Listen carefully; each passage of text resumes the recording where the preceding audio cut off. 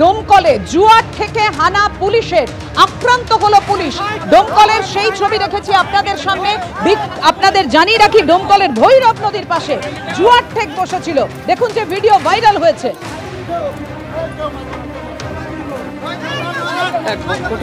ডোমকলের ভৈরব নদের পাশে জুয়ার ঠেক বসেছিল, আর সেই সময় পুলিশ হানা দেয়।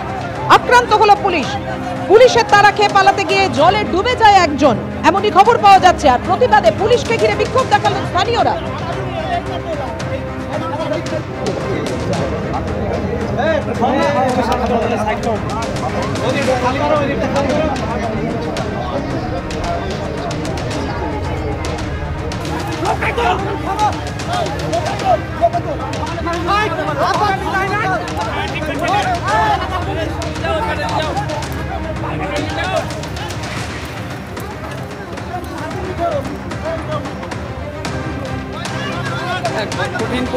কথা বলবো, আমাদের সঙ্গে রয়েছেন আমাদের প্রতিনিধি রাজীব চৌধুরী। রাজীব, আমরা দেখতে পাচ্ছি ভাইরাল হওয়া সেই ভিডিও, একেবারে সেই ভৈরব নদ যেখানে জুয়ার ঠেক বসেছিল। পুলিশ যখন যাচ্ছে, পুলিশকে ধরে নিয়ে যাচ্ছে ওই জুয়ার ঠেকে যারা বসেছিলেন তারা। ঠিক কি পরিস্থিতি তৈরি হয়? একেবারে পাপিয়া, আজকে ঠিক 12:30 নাগাদ ভৈরব নদী, একদিকে হচ্ছে ডোমকল, একদিকে নওদার কিছু যুবক যারা ওপারে ডোমকল থানা এলাকায় তারা জুয়ো খেলছিল, জুয়ার বোট বসিয়েছিল। 5-6 জন ওখানে জুয়া বোট করে বসিয়েছিল। পুলিশ খবর পেয়ে ঘটনাস্থলে যায় এবং হাতে নাতে জুয়ারিদের ধরে ফেলে। এবং তারা যখন হাতে নাতে ধরে ফেলে তখন অন্যরা পালিয়ে যায়, একজন পালাতে গিয়ে জলে পড়ে যায়। এবং এই ঘটনা এপার থেকে লোকজন গিয়ে শেষ পর্যন্ত পুলিশকে আক্রমণ করে। একজন পুলিশ কর্মী তিনি নৌকো থেকে পড়ে যান এবং তাকে নির্মমভাবে মারধর করা হয় বলে অভিযোগ। এবং সেই ছবি ভাইরাল হয়, স্থানীয় মানুষজনই সেই ছবি সোশ্যাল মিডিয়ায় ভাইরাল করেন। তারপরে বিশাল পুলিশ বাহিনী গিয়ে ঘটনাস্থল থেকে ওই পুলিশ কর্মীকে উদ্ধার করে নিয়ে আসেন। শোনা যাচ্ছে স্থানীয় সিভিক ভলেন্টিয়ার তিনিও আহত হয়েছিলেন। এবং এই ঘটনায় যিনি জুয়ারি, যিনি জলে তলিয়ে গেছিলেন ভৈরবের নদীতে, এখনো তার মৃতদেহ পাওয়া যায়নি। পুলিশ চারদিক থেকে তার মৃতদেহ খোঁজার চেষ্টা করছে। তিনি জীবিত রয়েছেন না মারা গেছেন সেটা এখনো নিশ্চিত নয়, তার খোঁজে কিন্তু তল্লাশি চলছে। কিন্তু যেভাবে পুলিশকে মারধর করা হলো সেই ছবি সমাজ মাধ্যমে ভাইরাল হওয়ার পর কিন্তু জনমানুষের তীব্র প্রতিক্রিয়া সৃষ্টি হয়েছে। বিরোধী দলনেতা শুভেন্দু অধিকারী এই ঘটনার তীব্র সমালোচনা করেছেন এবং তিনি বলেন পুলিশের কিছু না করার জন্য, পুলিশ অ্যাক্ট না করার জন্য পুলিশের ওপর মানুষ এই ধরনের চড়াও হচ্ছেন। এবং এই ঘটনা নিয়ে কিন্তু রাজনৈতিক তরজাও শুরু হয়েছে। কিন্তু যেভাবে ডোমকল থানার এক পুলিশ কর্মী জুয়ারিদের ধরতে গিয়ে আক্রান্ত হলেন তা নজিরবিহীন। এবং এই ঘটনার পর কিন্তু বিশাল পুলিশ বাহিনী ঘটনাস্থলে এই মুহূর্তে রয়েছেন।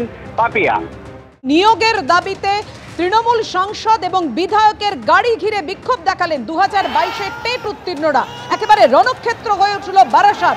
আপনাদের সামনে রেখেছি সেই মুহূর্তের ছবি।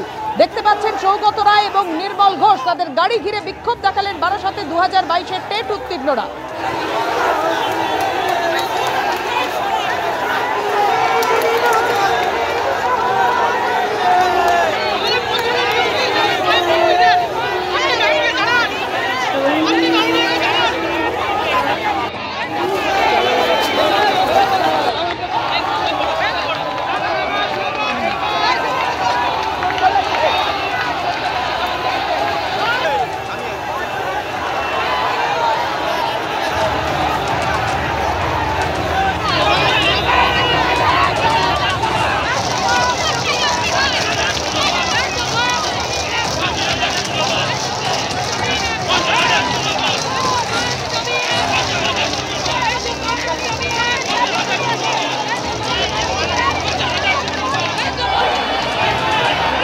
বিক্ষোভকারীদের হঠাতে যখন পুলিশ লাঠি চার্জ করে, বল প্রয়োগ করে, একেবারে সেই মুহূর্তের ছবি আপনাদের সামনে রেখেছি।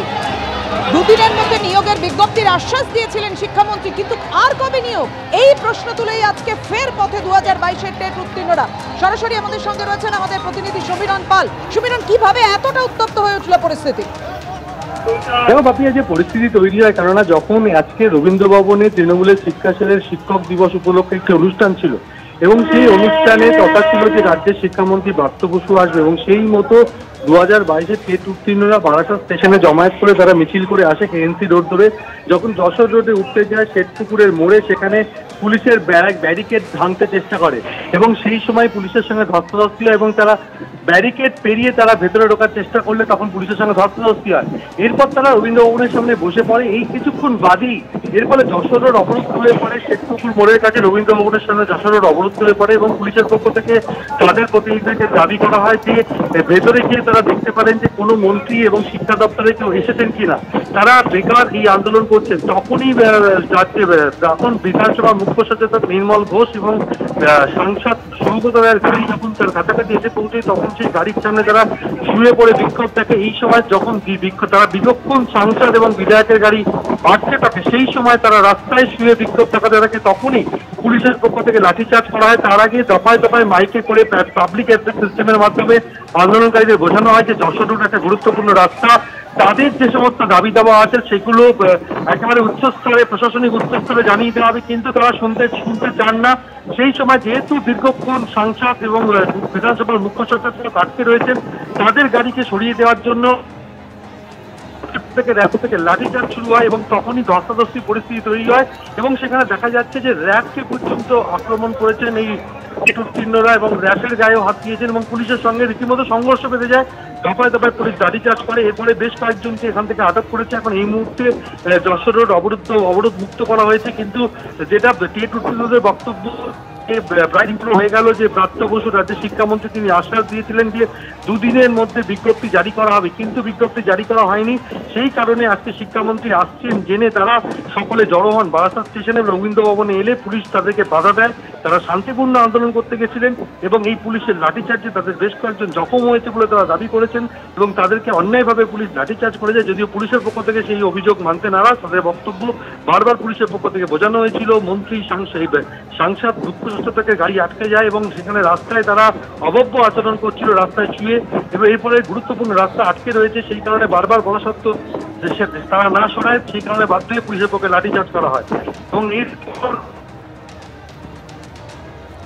একেবারেই সংবিধান অর্থাৎ ধস্তাধস্তি, লাঠিচার্জ বাদ যায়নি কিছুই। যে ছবি আপনারা এই মুহূর্তে দেখতে পাচ্ছেন, যে সময় চাকরি প্রার্থীরা বিক্ষোভ দেখাচ্ছিলেন সেই সময় একের পর এক লাঠিচার্জ করতে থাকে পুলিশ এবং কি ব্যারিকেড ভেঙে এগোনোর চেষ্টা করেন চাকরি প্রার্থীরা। এই অভিযোগ উঠছে যে পুলিশও আক্রান্ত হয়েছে। দীর্ঘক্ষণ ধরে এলাকা অবরুদ্ধ হয়ে থাকে, যশোর রোড অবরুদ্ধ হয়ে থাকে। তবে আপাতত অবরোধ মুক্ত করা গেছে এলাকা। তবে সেই সময় ছবি এই মুহূর্তে রেখেছি আপনাদের সামনে, যে সময় একেবারে তুলকালাম বেঁধে যায়।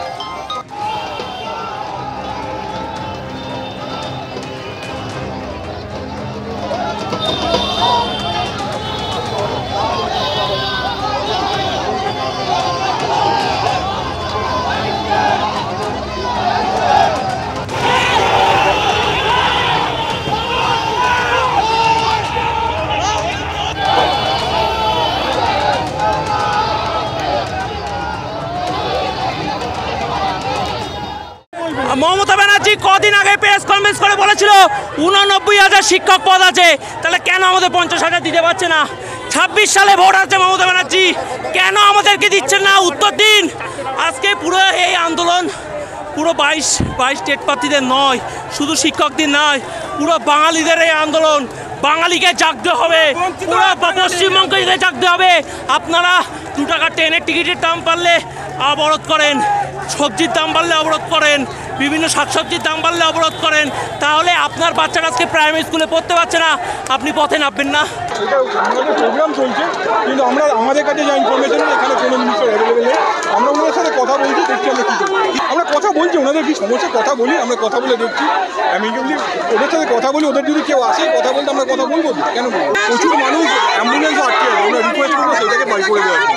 আমরা 2022 সালে টেট পাস করেছি, আমাদের স্বচ্ছ টেট, আমাদের ওএমআর আছে, আমাদের আজ পর্যন্ত ওনারা কোনো মাত্র ভ্যাকেন্সি প্রকাশ করেননি, ওনারা নোটিফিকেশন বের করেননি।